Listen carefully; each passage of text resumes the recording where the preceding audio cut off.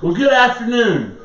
We're doing things a little bit differently today. And I can say we've probably been doing things a little bit differently since the 1st of March with not being able to meet in person. What we're doing today is we're going to have a bit of a podcast. My dad, I've called him, and he's going to kind of guest co-host today as we talk about ecclesiastical endeavors in light of COVID-19 and maybe where the church goes from here. What does it look like? What does church look like on the other side of the coronavirus? What are some lessons that we've learned in isolation? So we're going to do that. We'll also look at the original plan for the church maybe. We'll look in Acts chapter 2 about the original church, and that's not going to be a real jumping off point. We're just going to mention that scripture and we'll reference to that. We'll reference to that a lot. So, Dad, again, this is my dad. This is Cameron Dockery, pastor of Robbins, First Robbins Wesleyan Church in Robbins, North Carolina. He's been a Wesleyan pastor for well over 30 years. Tell me, Dad, what do you think? What does the church look like after coronavirus? I think right now we don't really know, but I do think this. I believe that when the church has been forced out of the box in a way unprecedented in our lifetime, and the church always rises to the occasion, and you're seeing that right now. An example would be in our church fellowship in Robbins, because we can't meet in the sanctuary, and because live streaming our service left our people lacking a sense of community, we began the drive-in service, and our attendance is maintained, and our offerings have increased, and we have more visitors now than we had before. Why do you think that is? A couple of reasons. One reason is some of the people visiting our church now, they're uncomfortable, they miss connection. And so the church they attend, that they do a live stream, but they'd rather be in a live service. So they'll come here, sit in the car, they'll go across the street, sit in a lounge chair, they distance themselves, and they'd rather take it in that way. And what we're saying, this is not ideal for anyone, but it's church being church. It is, people are hardwired for fellowship. They're hardwired for community. It's written as their DNA. And so they're going to find a way to do it. And so not very many churches are doing these drive-in services, and so they're coming here because we've picked up a family who is in church. They just looked across the street and saw us in the parking lot, and they've come 4 weeks in a row. I just saw them in a grocery store about an hour ago. And they're going to lock into our church because when we got out of the box, because the virus and regulation forced us out of the box, we connected with this family because they saw us meeting, and it just piqued their interest. So they come and check that out. They heard the gospel. They're coming back and bringing others with them. So I think the church is being the church. And all around the world, across the country, around the world, it's just getting out of the box. And there's, often had to do that. We've not seen a lot of it in America. Well, I've often said that the church changes and it adopts and adapts when it has to. It does. I call it morphs. It morphs and adopts into what it has to. Where the church is persecuted, it doesn't look anything like church here. It's a persecuted church that meets underground, but they're growing faster than we are in North America.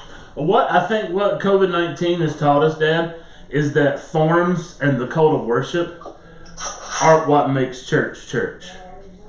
So forms, and what I mean by forms of worship or cult of worship for those outside the academic realms, we're talking about the way we do church, the altar, the hymns, our hymnody, the songs that we sing, the way the pastor does announcements, or in a Quaker context, the facing elder does announcements. The way we have a church service, the way our service is built, any church, particularly in Bible Belt in Southern America, they all kind of look the same, no matter what denomination, no matter what flavor of doctrine. They all kind of look the same. They all meet together around 11. They sing about 2 songs. They have a time of prayer. They have a spoken message, and then everybody goes home and eats chicken afterwards. So, my question is then, or not really my question, but my point of all that is, if our forms are not crucial to how we do church, then how can the church change in light of COVID-19? How can we become more user friendly? How can we meet a need in the community that society itself's not meeting? And does that always look like our 11 o'clock service? And the fact of this, what kills me, a lot of folks don't know, Dad, is that the way we do church has not been the way we've always done church. Right. It's only been the way we kind of started in the 19th century with the New Methods preaching. It started with Charles Grandison Finney and the New Methods. And so, altar calls and preludes and all these things that we that we grow maybe our comfort from, or our strength from, our great-great-grandparents wouldn't have recognized it. You think George Fox and John Wesley would recognize church today? Some of the form they would. I mean, they still had well, Wesley was pushed out of the box. The ecclesiastical order pushed him out of the box. So he didn't meet on Sunday. He met other days of the week, and he met out in fields and in the streets. And but what did that look like? Well, his brother Charles was writing hymns, and Wesley was preaching. What do we do today? Sing hymns or some kind of worship song, and we have a message. But my thing, as I've been for 2 years trying to drill into our church's head, that the church is not about the event and it's not the destination. I think Wesley, and Fox, I think they would see similarities in their day in the church in our day, as far as the form goes. But if you take the church way back to where you opened this thing up within the book of Acts, there was no destination, and there was no event. Church wasn't a place; it was a movement. It was a house church thing. It was, like Paul Gray used to tell me, the church is wherever you find it. Sometimes you go into a building looking for a church, it's not there, it's been dead for years. Sometimes you go to a place looking for a church and it shows up. It's wherever you find it. And I think what we're learning in light of COVID-19, I think we're learning that. Then was, the light bulb went off in our people's heads here when they said, wow, it really is not about that event. It's not about that destination.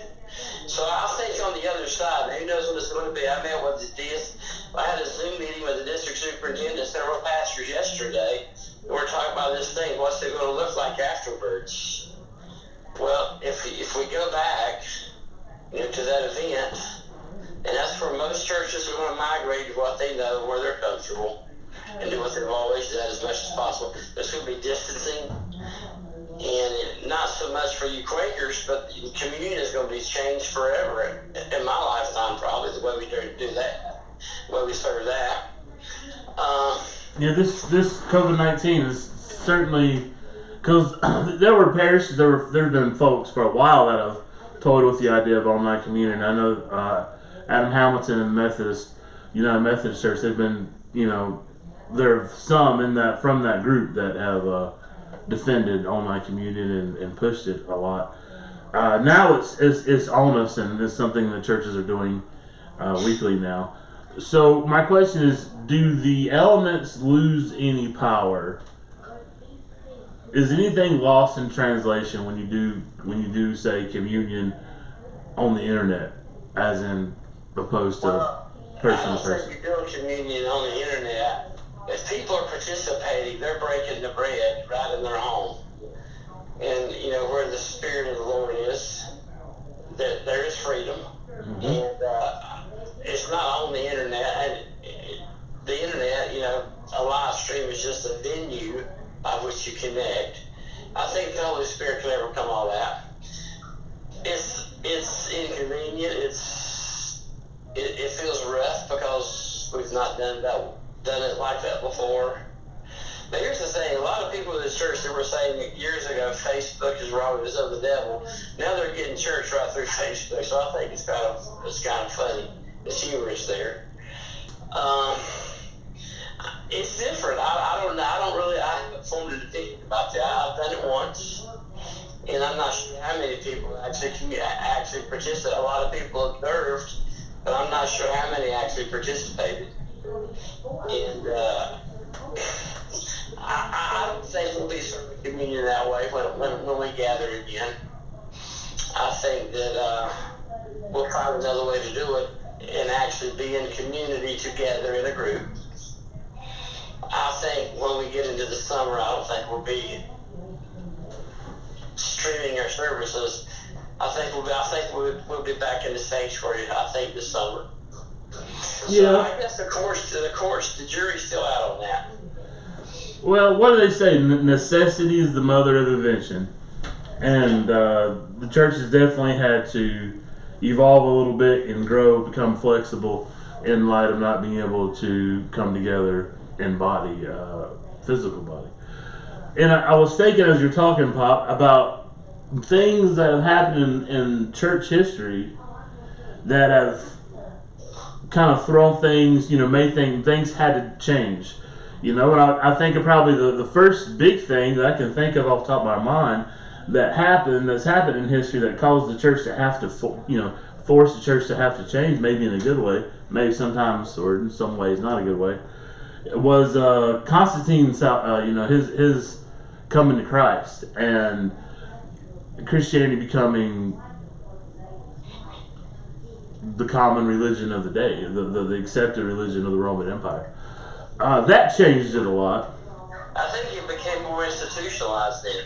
It certainly did become a lot more institutionalized because, again, before then it was mostly in homes. 300 ACE, that's before the Byzantine split. That's before the East and the West, I think. That's before the East and the West split off. So that would be the first big change in church. That would be the first big culture change that caused the church to change. Because what we find in history, that it's not the church that causes the culture to change, it's the culture that causes the church to change. Sometimes that's good, sometimes that's not so good. The Dark Ages showed us that sometimes that's not so good. But this is definitely not the first time that the church has been forced to deal with sickness and plague. You were talking earlier, a few weeks ago, I was watching you. You were talking about the significance of John Donne's Meditation 17. Yeah. Give us a little bit of context on that. Well, I think it was 1629. It was in that era, and the bubonic plague. It also came out of Asia. It traveled across the trade routes. It found its way into London and England, all across Europe. And unlike the COVID-19, for a few hundred years, the Black Death, it would rise and fall, come and go. It wiped out half the population of Europe. We're talking about as many as 200 million people. And so, John Donne, he was a poet that got called to be a pastor. When people were leaving London, running from the plague, he elected to stay and minister to the sick and dying. And I'm sure, most of the people listening know the story that he got sick.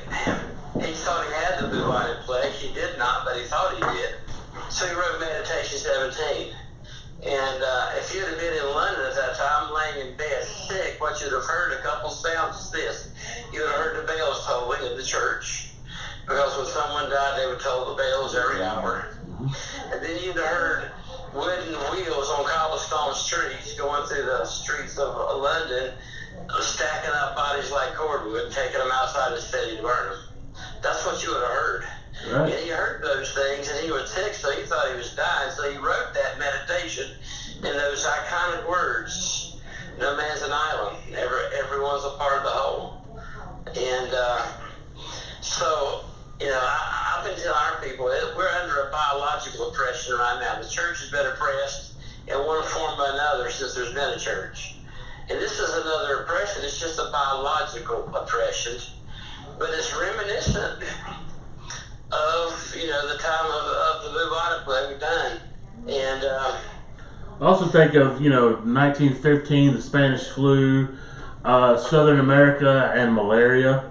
If you think of Mark Twain, when Mark Twain was growing up, malaria was rampant in the South, and a lot of folks died from that. A lot of folks died from polio in the 50s. I remember your dad, my grandfather used to talk about going to the hospital to see somebody with polio and seeing folks lined up with iron lungs.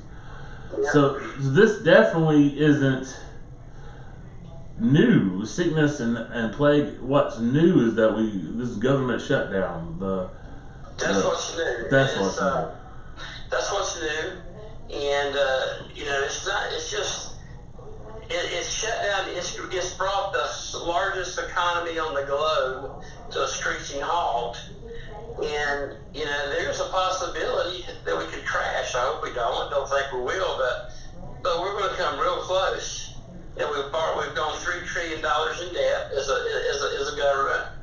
And if this thing cycles and it's cyclical and it comes back in the fall, well, are we going to go another $3 trillion in debt in the fall? And then can we sustain that? I mean, that's one thing that, we're afraid of, but it has absolutely done this. Social distancing and stay-at-home orders has seriously taught people how they long for connection. And so here's the question, it was put to us in our Zoom meeting yesterday, that when summer rolls around, whether it's May or June, whenever we can assemble again, what's that first sermon going to be? I mean, we have an opportunity in the church right now, because of this, to have a bell ringer that first week back, because people are going to be excited. I think people will come that's not come in a while, and we have a real opportunity to make it to imprint something in their hearts. So what's that going to look like? And I think we should capitalize on that in church. For sure. Well, here's the thing: if the church in America has ever had an opportunity to change the game plan, do something a little bit different, and trap millennials, trap my generation, now's the time. It is. It's a gift. Well, Pop, I'm glad you called. Again, this is Cameron Dockery, pastor of Robbins Wesleyan Church in Robbins, North Carolina. Thank you so much for your time, and I will talk to you soon, buddy. Okay. See you later, bud. See you later. Bye-bye. Bye-bye. So, folks, before we kind of sign off, let's do this. Let's look at Acts chapter 2, and let's kind of sum everything up. Acts chapter 2, verse 42. And they devoted themselves to the apostles' teaching, to the fellowship, and to the breaking of bread, and to prayer. Everyone was filled with awe, and many wonders and signs were being performed through the apostles. Now all the believers were together and held all things in common. Now, what are we looking at? We're looking at the church in its infancy, when it was a movement. It wasn't a building. It wasn't a place. It was a movement. And they were added to their numbers daily. Because, why? Because folks are attracted to movements. Especially the kind of movements that say that the way you were taught about reality and what we always thought was one way of doing things and the right way, and what we always thought about God and everything we thought about pleasing Him, well, that's all wrong. And this is the new thing. And it changed the world. The gospel changed the world. It was a movement.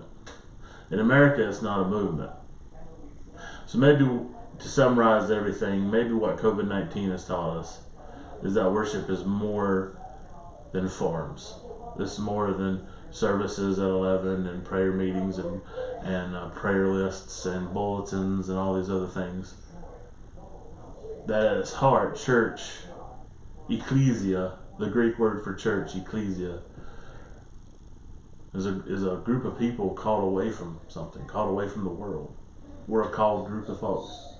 We're called away from the world, and we're called towards one another, to support one another, to lift one another up. So that's where we close today. Be the movement, be the church, and be blessed. And know I love you.